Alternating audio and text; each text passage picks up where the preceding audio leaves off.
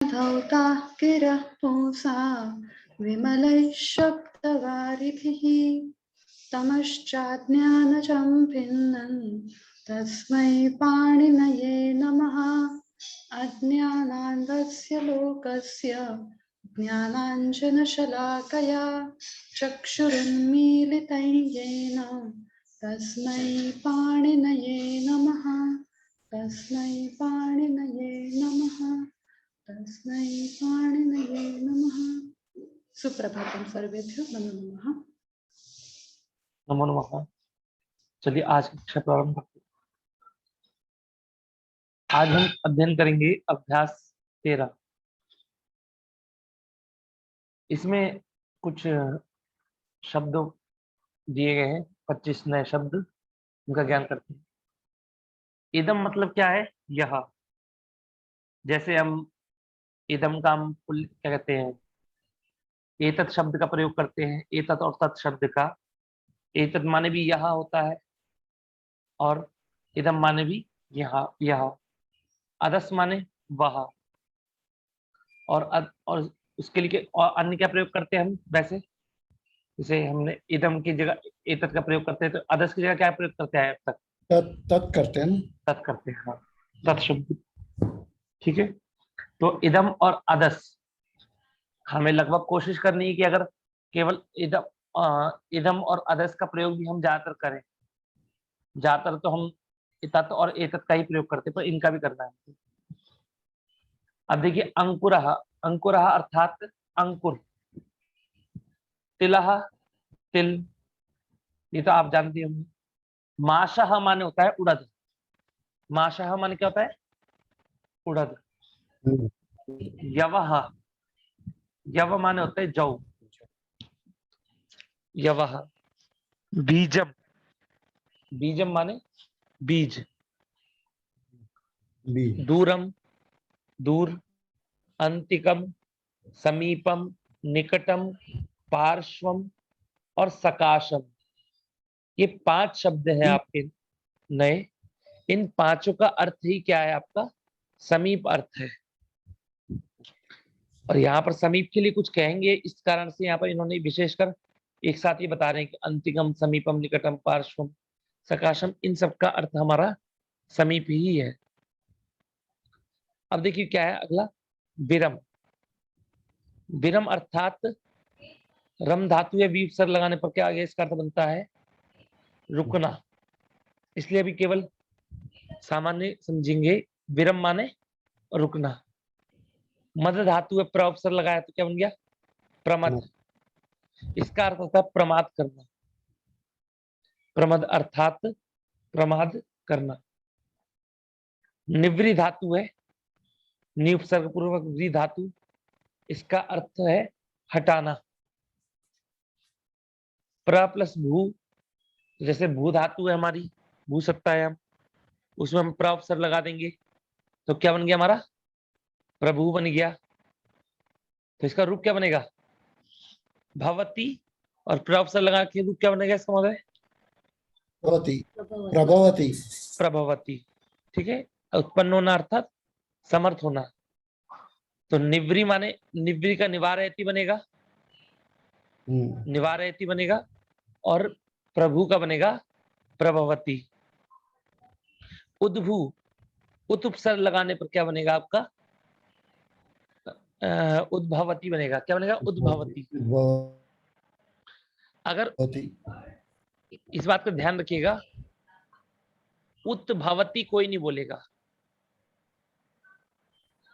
उत्भवती कोई नहीं बोलेगा। क्यों नहीं बोलेंगे? तो कह रहे हैं कि यहाँ पर आप झलाम जस झसी, इस सूत्र के द्वारा भी आप कुत्ता को दा ही बोलना पड़ेगा, अथवा वो भी ना मानो तो उपसर्ग जो होते हैं वो पद होते हैं। उपसर्ग क्या होते हैं हमारे?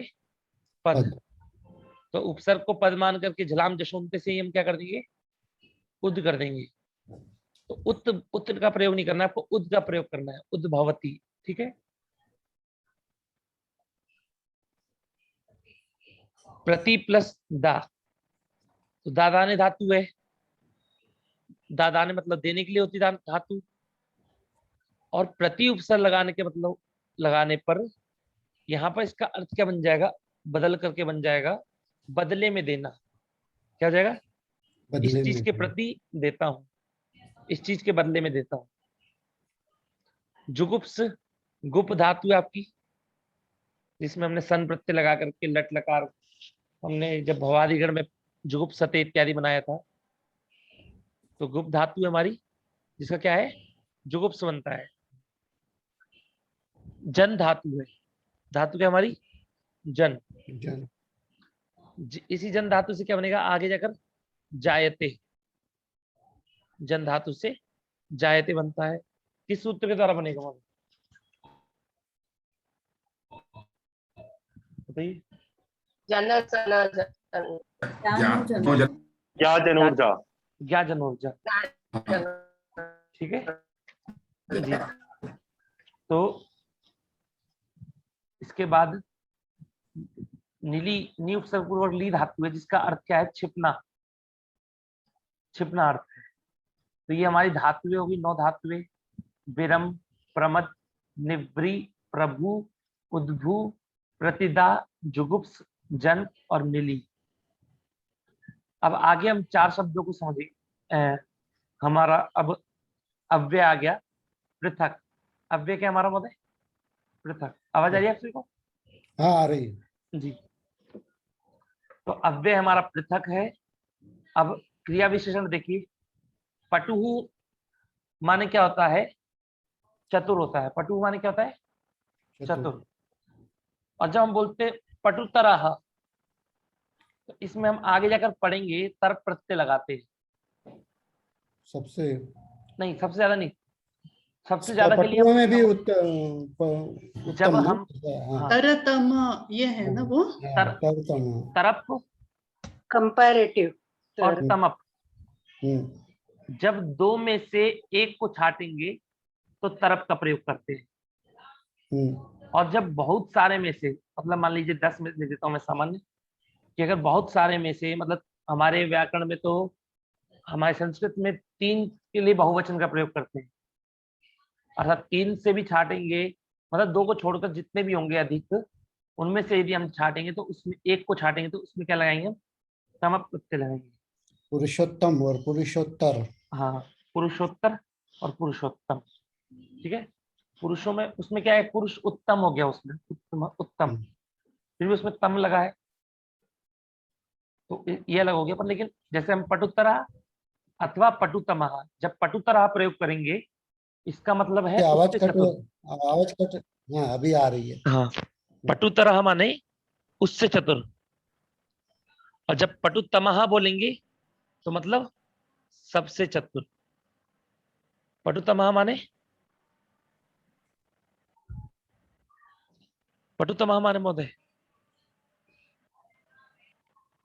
हरिओम। हाँ सबसे मतलब जो लोग हैं, 2 से ज्यादा लोग हैं तो उसमें से हाँ, जब 2 से ज्यादा लोगों में से छाटेंगे हम, तब हमको तम प्रत्यय लगाना है, ठीक है।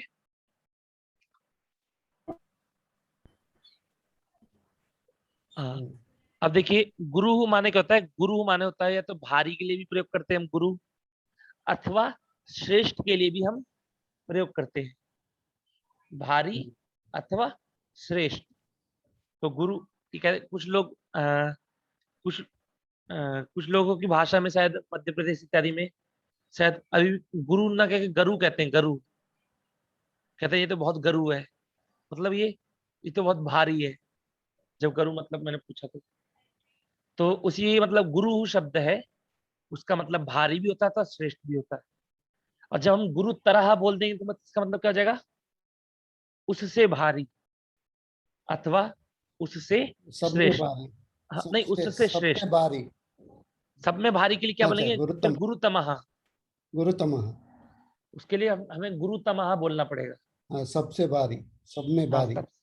सब में भारी, सबसे भारी, ठीक है, इत्यादि। पर अभी हमें केवल तरह के प्रयोग करने के लिए बता रहे हैं, ठीक है।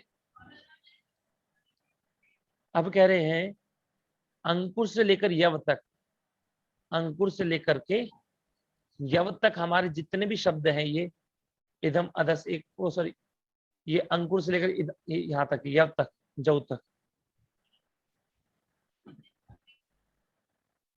ये सारे राम की तरह चलेंगे। बीजम, दूरम, अंतिकम, वैसे ये हमारे किसी तरह चलेंगे, गृहवत,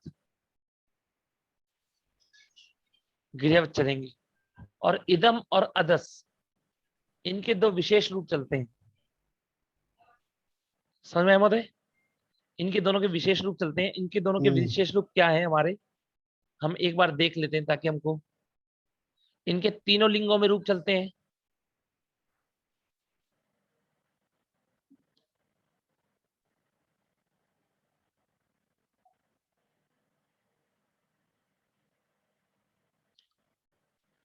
ये देखिए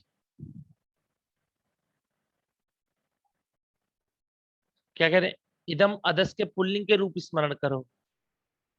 देखो शब्द संख्या 37 और 38, संक्षिप्त रूप लगाकर तत् आदि के पूरे रूप बनाओ। तो ये हमारे शब्द हैं। तो इदम शब्द का मतलब क्या है, यह। इदम शब्द माने यह।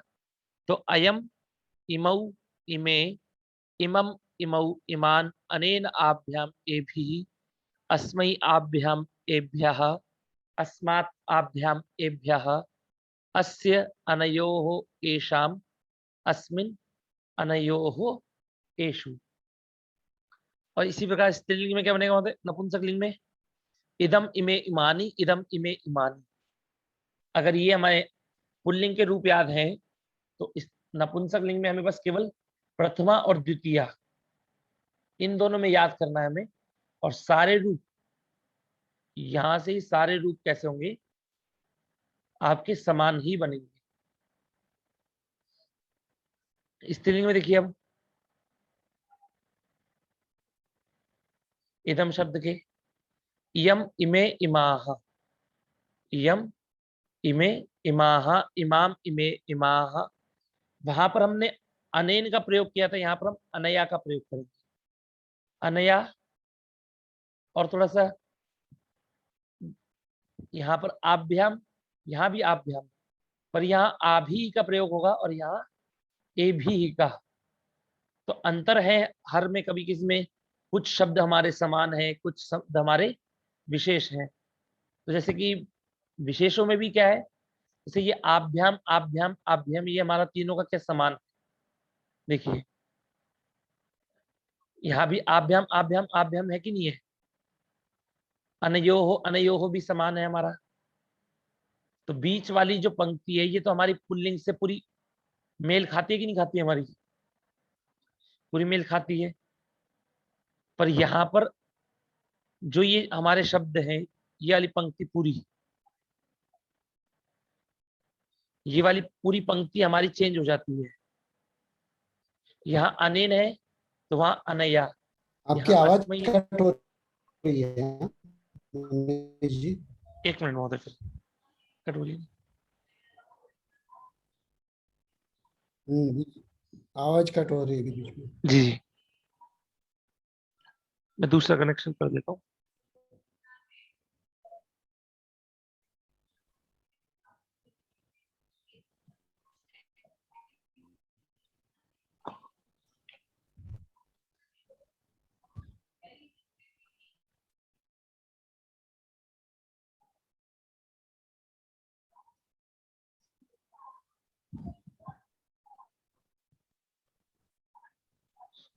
आवाज आ रही है आपको?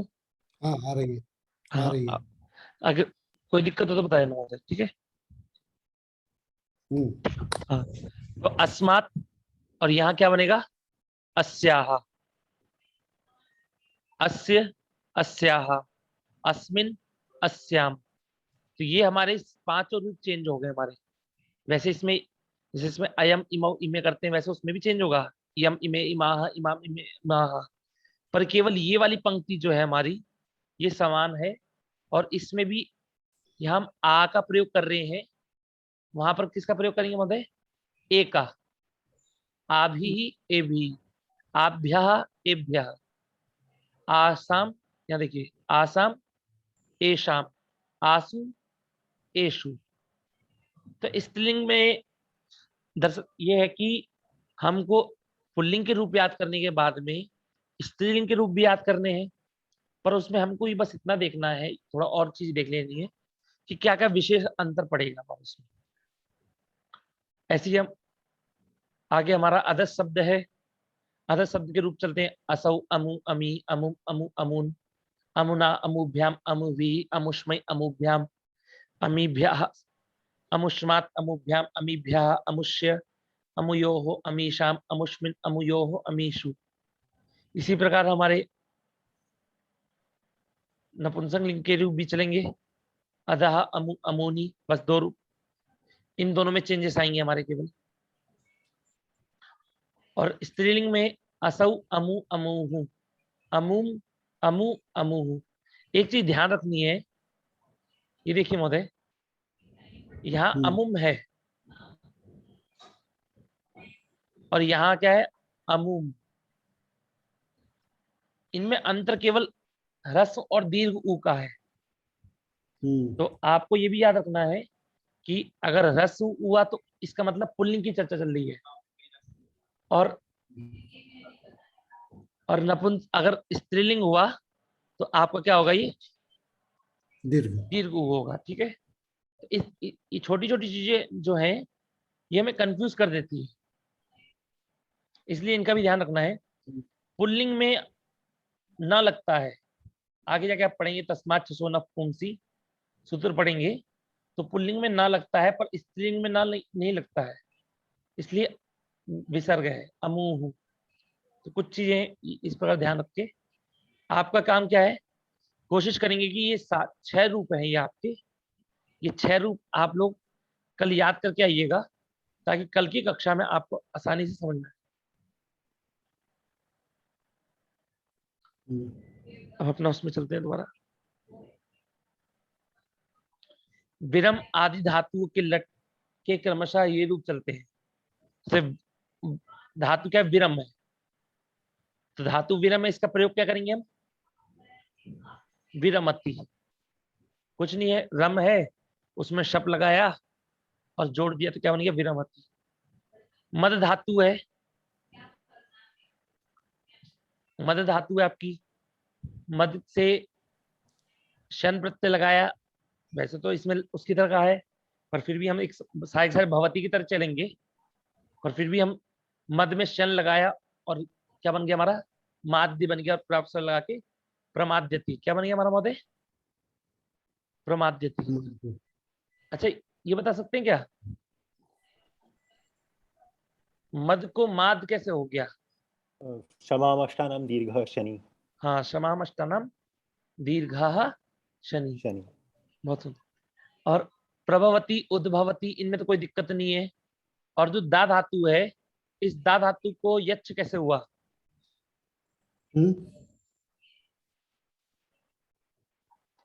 हमने तो अभी तो हमने ऊपर क्या पढ़ा था, देने के लिए, वो कुछ धातु है ना उसमें, पा पे वो पी हाँ, पी पा बा ग्रा, वो वाला है क्या?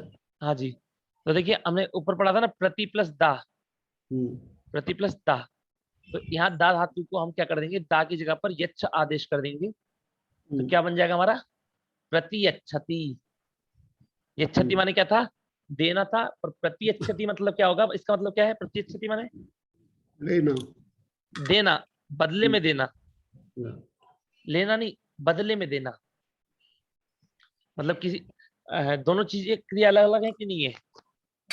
जैसे हम दुकानदार से लेते हैं तो हम प्रतियच्छति, वहां पर हमारा क्रिया क्या होती है, वो प्रतियच्छति मतलब अर्थात कि हम उसको पैसे देते हैं और बदले में सामान लेते हैं, तो मतलब वो पैसे ले करके हमसे चेंज करके देता है, ठीक है, बदले में देता है।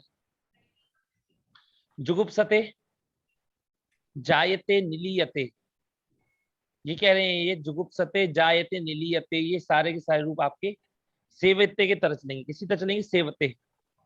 बाद में आगे कह रहे हैं कि उक्त रूप बनाकर सेवते वद, देखो अभ्यास 16। अभी तक इन्होंने हमें आत्म प्रति में प्रवेश करने के लिए नहीं कहा है, फिर भी जुगुप्सते का प्रयोग करने के लिए आया। जायते, निलीयते, इनका हम प्रयोग कर सके, क्योंकि हमको तो नहीं पता, तो सामान्य व्यक्ति को बता रहे हैं कि यहाँ पर कि अभ्यास 16 जो आएगा उसमें आप अध्ययन करेंगे इसका, ठीक है, कि कैसे आत्मनिपद का प्रयोग बनता है। आगे चलते हैं। नियम हमारा नियम 51, ये एक वार्तिक है, वार्तिक है ये, जुगुप्सा विराम प्रमदार्थानाम उपसंख्यानम। ये एक वार्तिक है, ये कहती है जुगुप्सते विरमति, लिखा है ना, जुगुप्सा विराम प्रमाद्यर्थानाम और प्रमाद। अभी केवल हमें इन तीनों का नहीं समझना है, अर्थानाम को नहीं समझना है। अर्थात मतलब ज्यादा कुछ अंतर नहीं है कि इन धातु का जो अर्थ है, ऐसी धातु का जो जिसका इन धातु का जो अर्थ है वही अर्थ जिन जिन धातुओं का, उनके साथ भी हमें ये कार्य करना है। पर अभी हमें केवल यहाँ पर किसका कार्य करने के लिए कह रहे हैं, केवल इन तीनों को जानने के लिए कह रहे हैं, जुगुप्सते विरमति और प्रमाद्यति के लिए, कि आपको इन तीनों धातुओं के योग में पंचमी विभक्ति करनी है। क्या करनी है आपको? पंचमी विभक्ति धातुओं के योग में करनी है। अब देखिए, घृणा करता है, जुगुप्सते माने क्या होता है महोदय? घृणा करता है। जुगुप्सते माने देखिए घृणा करना, है ना, घृणा करना। अब कोई जो व्यक्ति जिस चीज से घृणा कर रहा होगा उसमें कौन सी विभक्ति होगी? पंचमी। पंचमी होगी, ठीक है। तो सह अध्ययनात् जुगुप्सते, वह अध्ययन से घृणा करता है, ठीक है। सह, इस प्रकार हम लोग प्रयोग करेंगे। अब यहाँ पर प्रयोग दे रखा है पापात् जुगुप्सते। पापात् जुगुप्सते अर्थात पाप से घृणा करता है। अब कोई अच्छा व्यक्ति होगा वो पाप थोड़ी, पाप से घृणा ही तो करेगा, अर्थात पापात् जुगुप्सते। विरमति माने देखिए, विरमति माने क्या बताया था आपको? रुकना। विरमति माने रोकना, ठीक है, रुकना। अब मतलब पापात् विरमति मतलब पाप से रुकता है, मतलब पाप की तरफ जाने से रुकता है। तो घृणा करना और पाप की तरफ बढ़ रहा था, वहां से क्या है, पाप की तरफ जाने से रुकता है। समझ में आपको? धर्मात् प्रमाद्यति, प्रमाद्यति माने प्रमाद करना। तो इन तीनों शब्दों के साथ में इस वार्तिक के द्वारा जुगुप्सा विराम प्रमदार्थानाम उपसंख्यानाम, इस वार्तिक के द्वारा आपका क्या होगा? पंचमी व्यक्ति होगी। इसलिए धर्मात् प्रमाद्यति, धर्म से प्रमाद करता है। और जिस चीज से प्रमाद करेगा उसमें कौन सी व्यक्ति होगी? हमें पंचमी व्यक्ति करना है। जिस विरमति का प्रयोग है, जिस चीज से रुकेगा उसमें पंचमी होगी, जिस चीज से घृणा करेगा उसमें पंचमी होगी। पापात् जुगुप्सते, ठीक है। ये समझ में आया आपको? नियम समझ में आ गया आपको अच्छे से? अगला देखिए, वारणार्थानाम ईप्सितः। वैसे जब हम सूत्रों के अनुसार पढ़ेंगे तो विशेष तौर पे पढ़ेंगे एक एक चीज को घटाते हुए, पर यहाँ पर अन्य लोगों की सरलता के लिए सामान्य तौर पे कि यहाँ पर वारणार्थानाम, अर्थात वारणार्थ मतलब कहते हैं जब हम एक किसी चीज को किसी चीज से हटाते हैं, कहते हैं निवारण करो, हमारा निवारण करो, ऐसे प्रयोग करते हैं हम लोग। वारण मतलब कि कोई चीज कार्य हो रहा था, कोई कार्य होने जा रहा था और हमने उसको कार्य को उस कार्य से हटा दिया, उस कार्य को रोक दिया। समझ में आया आपको? जैसे कह रहे हैं कि जिस वस्तु से किसी को हटाया जाए उसमें पंचमी होती है। यहाँ पर तो इन्होंने यही कह दिया कि जिस वस्तु से किसी चीज को हटाया जाए, पर यहाँ पर तो कह सकते थे ना कि वो तो पूर्व सूत्र से ही हो सकती है, वो तो पूर्व सूत्र से ही अपादाने जो हम लोग कहते हैं ध्रुव अपाय पादानम, उससे ही पंचमी हो सकती है। तो फिर आप ऐसा क्यों कह रहे हो? दरअसल बात क्या है, वहां पर हम जब अलग करते हैं तो वो चीज जुड़ी होती है। वो चीज क्या होती है? जुड़ी होती है। अब यहाँ कह रहा है यवेभ्यः पशुम वारयति, मतलब कि यवेभ्यः अर्थात जौ, यव माने क्या होता है? जौ। पशुम वारयति अर्थात पशु को हटाता है। अब देखिए यहाँ पर मतलब जौ की तरफ जा रही थी, वो जौ की तरफ जा रही थी, नुकसान ना हो जाए इसलिए पहुंचने से पहले ही वो हटा रहा है उसको। शास्त्रों में, महाभाष्य में इत्यादि में यहाँ पर इसके लिए खंडन भी किया गया कि इसकी जरूरत, इस सूत्र की जरूरत नहीं है, आप आधार पंचमी से ही कार्य कर सकते आपकी आवाज की हैं। उसमें महाभाष्य में कहा गया है महोदय कि इसकी सूत्र की जरूरत नहीं है, पर वो एक अलग विषय हो जाएगा। ठीक है, तो जैसे यवेभ्यः पशुं वारयति, समझ में आवाज आ रही है? हाँ आ रही हाँ, यवेभ्यः पशुं वारयति, इसका मतलब क्या है? यवेभ्यः में पंचमी विभक्ति हो गई। जिस चीज से हम हटाएंगे उस चीज में कौन सी विभक्ति करनी है हमको? पंचमी विभक्ति करनी है। तो हम जौ से हटा रहे हैं, इसलिए यवेभ्यः। यव किसकी तरह, यव के रूप किसकी तरह चलेंगे? किसकी तरह चलेंगे यव के रूप में? पुल्लिंग राम, रामवत चलेंगे। हाँ, राम की तरह चलेंगे। जैसे रामेभ्यः यवेभ्यः, पंचमी कर रहे हैं, और बहुवचन पंचमी का तो पता लग गया हमें किस लिए कर रहे हैं पंचमी, इस सूत्र के द्वारा, वारणार्थानाम ईप्सितः है, इस सूत्र के द्वारा। पर लेकिन बहुवचन क्यों कर रहे हैं? क्योंकि जो जौ होगी वो एक थोड़ी ना होगी। अगर एक जौ का कोई वो है तो क्या कहते हैं, आप हटाएंगे क्या पशुओं को वहां से? बताइए, एक जौ की रक्षा करेंगे क्या आप? हेलो संदीप महोदय, किशोर महोदय, नहीं करेंगे। तो कोई तो जवाब दीजिए। ठीक पूरी है, फसल का उससे हाँ निवारण है। हाँ, तो फसल मतलब बहुत सारी होंगी जौ, इसलिए हम लोग बहुवचन का प्रयोग करेंगे। यवेभ्यः पशुं वारयति। पशुम क्या है हमारा? ये कर्म है। पशुम क्या है हमारा? कर्म। कर्म क्यों है हमारा? कर्म के लिए मैंने आपको लिखवाया भी है, कर्ता अपनी क्रिया के द्वारा जिस चीज को चाहता है उसे कर्म कहते हैं। तो कर्ता कौन है? जो भी होगा, किसान होगा या फिर जो भी होगा, वो क्या कर रहा है? अपनी क्रिया, उसकी जो हटाने की जो क्रिया है उसके द्वारा किसको चाहता है? वो पशु को चाहता है। जो अत्यधिक चाहता है वो किसको चाहता है? पशु को चाहता है, वो कि पशु को हटाओ यहाँ से। ठीक है, तो ये जौ को चाहता है ना, इसलिए पशु को नहीं, हटाता है ना।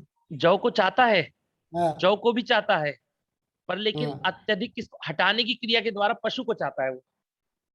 अच्छा ठीक है, तो क्रिया से, ओके ओके, हाँ, क्योंकि हटा, अपनी क्योंकि क्रिया जौ से। को तो, जौ को तो नहीं हटा सकते ना हम, जौ को तो नहीं हटा सकते कि हाँ अगर, ठीक। हाँ, अगर ऐसा हुआ कि एक पन्नी के अंदर जौ है तो हम उठा करके हटा देंगे उसे, वो एक अलग चीज हो गई। तो वहां पर हम हटाने के लिए के द्वारा जौ फिर हमारा कर्म बन जाएगा। और जब पशु से हटा रहे हैं तो पशु हमारा क्या हो जाएगा मतलब? फिर हमारा पशु क्या हो जाएगा? हाँ, पशु फिर हमारा वो हो जाएगा, मतलब पंचमी हो जाएगी पशु में। तो यहाँ पर इसके दोनों अलग अलग प्रकार के वाक्य के लिए कहा गया है कि आपकी जैसी विवक्षा वैसा करिएगा। अगर आप जौ से पशु को हटा रहे हैं, जौ से पशु को हटा रहे हैं तो जौ में पंचमी करनी है।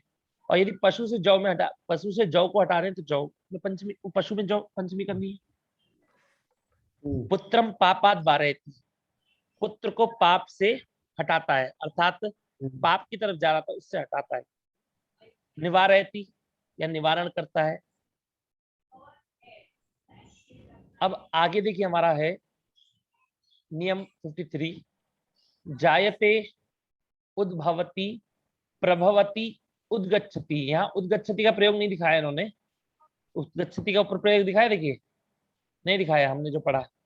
प्रभवती का दिखाया है, उद्भवती का दिखाया है, और जायते का दिखाया है। जन धातु का प्रयोग क्या करना था हमें? जायते।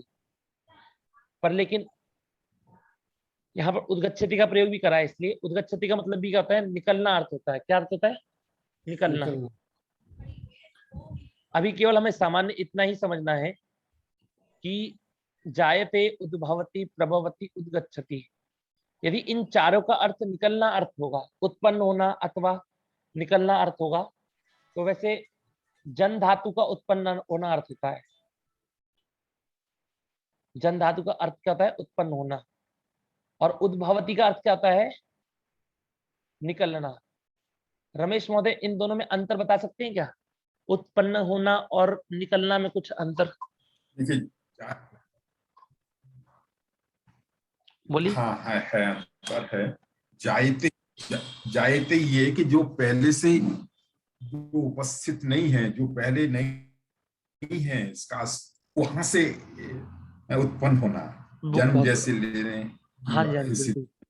और उद्भव जो पहले से अस्तित्व जिसका है उससे निकलना वो उद्भव। हाँ हाँ, ऐसा अर्थात गीता में इस जी तरह जी, से बिल्कुल, उपयोग कि कई जायते का मतलब क्या है, उद्भव।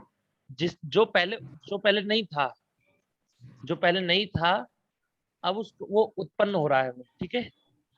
पर लेकिन उद्भवती का मतलब क्या होता है, निकलना, अर्थात पहले से ही वो विद्यमान है। हम लोग कहते हैं कि पहाड़ से गंगा निकली, पर गंगा पहाड़ों से थोड़ी ना निकली है, उस पहाड़ से पहले भी उसका अस्तित्व है कि नहीं है, उसका अस्तित्व पहले से ही, पहाड़ से पहले ही अस्तित्व है उसका। पर वहां पर क्या है, वहां से हमें निकलते हुए दिख रही है, ठीक है। तो ये हमारा उत्पन्न होना और निकलना अर्थ का अलग अलग हो गया। गौमुख में है वो 42 किलोमीटर दूर जो है अंदर बर्फ, स्नो उसके नीचे जी जो है वहां बहती हुई आती है। हाँ जी, और गौमुख में वो प्रकट होती है, वहां उद्भवती होगा। जी जी, तो वहां पर क्या निकल रही है वहां पर। तो वैसे तो इनके लिए अलग अलग सूत्र हैं, इसके लिए अलग सूत्र है, और इसके लिए उद्भवती प्रभवती उद्गच्छति के लिए इसके लिए अलग सूत्र है हमारे, ठीक है। इसके लिए अगर आपको इच्छा हो कि जायते के लिए हम क्या सूत्र है हमारा, आपको देखने की इच्छा हो, तो क्या सूत्र है, जनि कर्तु आपका आवाज फिर लंबा हो रहा है। जी, जनि आपकी कर्तु आवाज प्रभवती, फिर हाँ गड़बड़ हो रही है। जी महोदय, जनि हाँ, कर्तु प्रभवती, ठीक है। और इसके लिए उद्भवती और प्रभवती उद्गच्छति के लिए आप लिख सकते हैं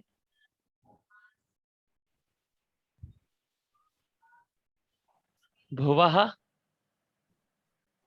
प्रभवः, ठीक है। ये दो सूत्र होंगे, इतना समझ में आया आपको।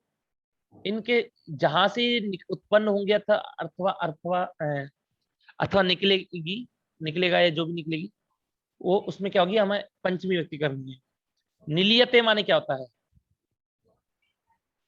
प्रतिगच्छति। निलियते माने क्या होता है महोदय, बताइए भी। डरना। डरना नहीं, छुपना। डरना। देखिए, निलियते माने छिपना, हम लोग छुपना कहते हैं, छिपना हिंदी में, छिपना और छुपना एक ही चीज हम लोग। और सत शुभ निलियते, अभी वो करेंगे, ठीक है। अब प्रतिच्छति माने क्या होता है महोदय, प्रतिच्छति माने बदले में देना। तो इन सभी के साथ में जायते उद्भवती प्रभवती उद्गच्छति, इनका जब निकलना अर्थ होगा। निलियते का अर्थात क्या है, छुपना अर्थ है। प्रतिच्छति का अर्थ मतलब क्या है, बदले में देना, बदले में देना। इन सब के साथ में हमें पंचमी व्यक्ति का प्रयोग करना है। समझ में आपको, इनमें कौन सी व्यक्ति का प्रयोग करना है, पंचमी व्यक्ति का। निलियते का कोई एग्जांपल देंगे? हाँ, निलियते का आ रहा है महोदय जी। जैसे जैसे अब आया, प्रजापते लोकः जायते। तो प्रजापति मतलब कौन है, ब्रह्मा। तो सृष्टि किससे उत्पन्न हुई है, ये जो लोक है किससे उत्पन्न हुआ है, प्रजापति अर्थात ब्रह्मा से उत्पन्न हुआ है। तो यहाँ उत्पन्न हुआ है, क्यों, इससे पहले उसका अस्तित्व नहीं था, अब उसका अस्तित्व ब्रह्मा जी ने बनाया है, इसलिए जायते का प्रयोग किया हमने।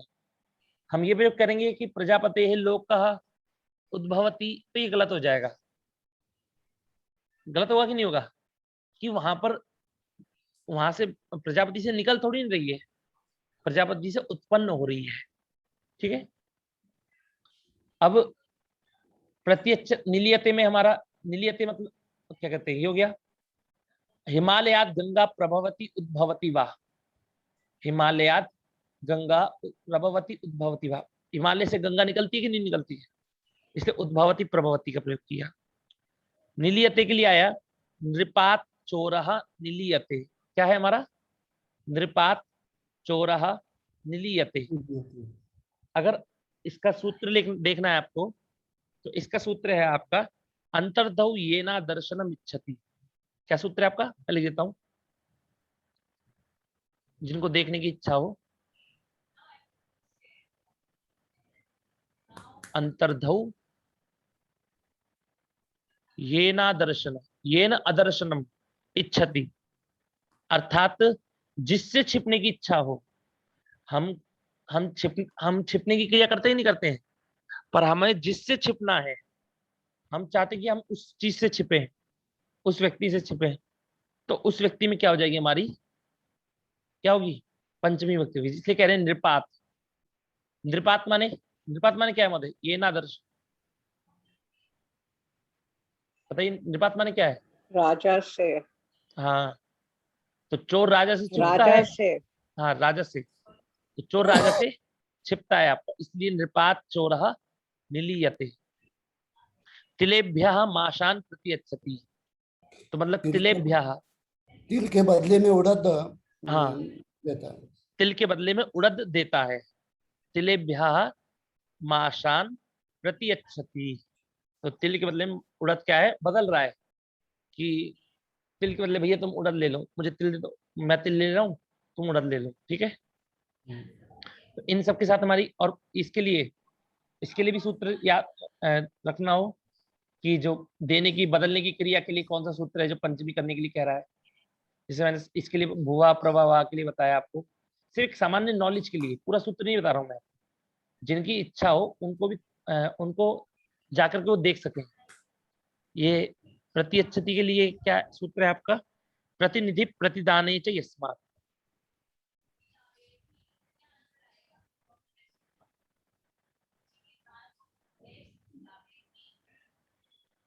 इतना डाल देंगे तो आ जाएगा आपका। तो हम जिस चीज से हम प्रतिनिधि के लिए नहीं समझेंगे, हम प्रतिदाने के लिए समझेंगे। प्रतिनिधि के लिए अलग चर्चा हो जाएगी। यहाँ प्रतिदाने का प्रयोग के लिए दिखाया गया है कि जिस चीज से हम बदलते हैं उसमें पंचमी में करनी है आपको, ठीक है।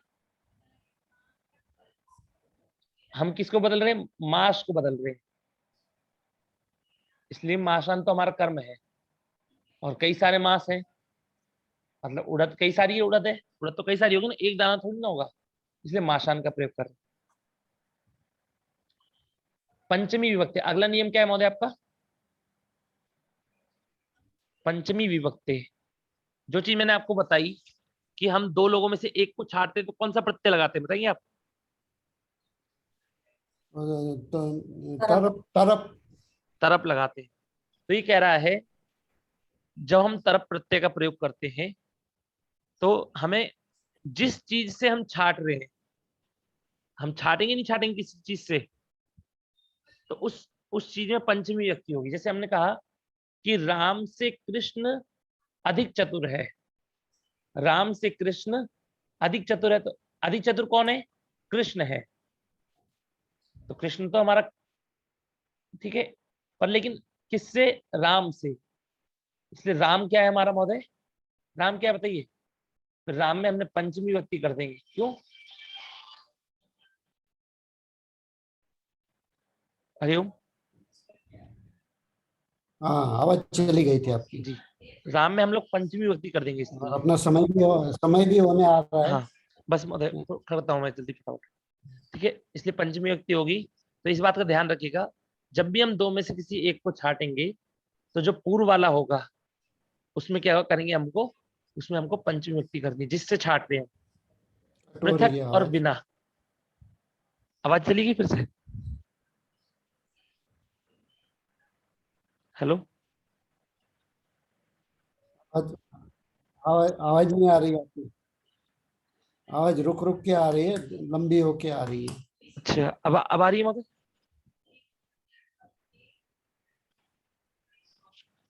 हेलो। हाँ, चली गई थी और रुक रुक के लंबी होके आ रही थी। जी, नेटवर्क प्रॉब्लम बहुत हो रही है।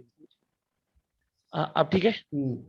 हाँ, अभी ठीक है। हाँ, तो अब देखिए सूत्र है पृथक बिना नाभिस्तृतीयान्यत्रस्यम, ये सूत्र आप देख सकते हैं, कह रहे पृथक और बिना के साथ पंचमी होती है। तो पृथक और बिना शब्द के साथ में जो शब्द होंगे, जिनका योग होगा, उन योग वाले शब्दों में हमको पंचमी विभक्ति द्वितीय अथवा तृतीया भी करते हैं। क्या करते हैं हम, पंचमी द्वितीय तृतीया।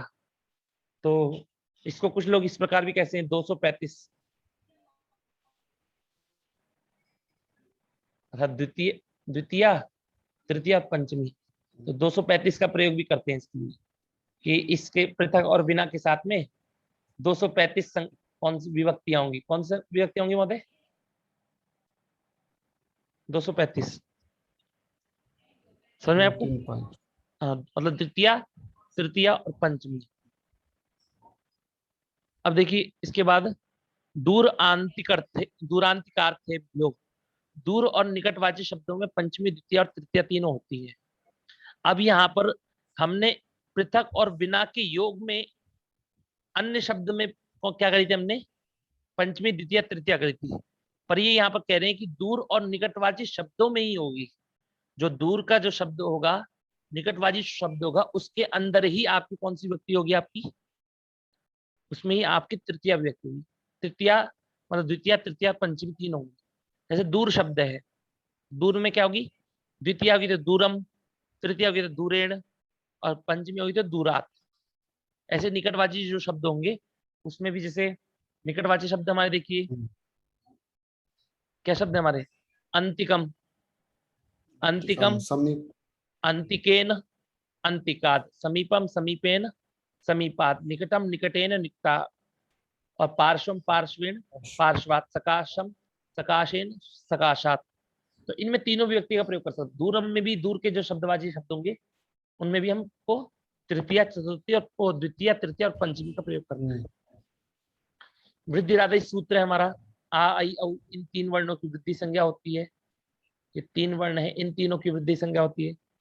और वृद्धि रेचि सूत्र को हमने भली भांति पढ़ा भी हमने अलग से भी, ठीक है, ज्यादा ना समझेंगे। केवल आ या आ के बाद में, आ अथवा आ के बाद में ए या आई होगा तो आ और ए आई की जगह पे आई करना है, और ओ और औ होगा तो दोनों की जगह पे औ करना है। तदा प्लस ए है, आ और ए को मिलकर क्या बन जाएगा आपका? तदई।